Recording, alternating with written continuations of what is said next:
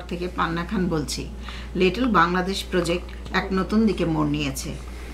আজ 1 ফেব্রুয়ারি fountain Avenue ও কোল এভিনিউয়ে neighbourhood কাউন্সিলের সভা হয়। এই সভায় টম লেবং ও নিকি আজহারি উপস্থিত ছিলেন। এই সভায় দুজনে স্প্যানিশ লিটল বাংলাদেশ প্রজেক্টের উপর আপত্তি উত্থাপন করেন।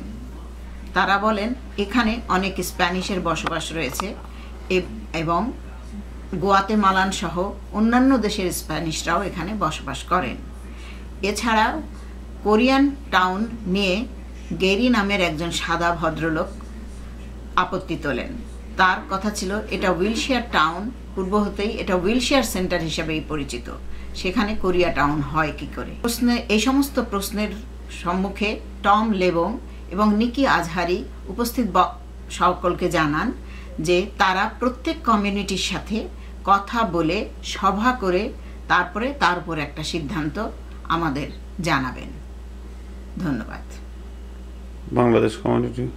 বাংলাদেশ কমিউনিটি থেকে জনাব মমিনুল হক বাচ্চু ও শামীম হোসেন এই সভায় উপস্থিত ছিলেন।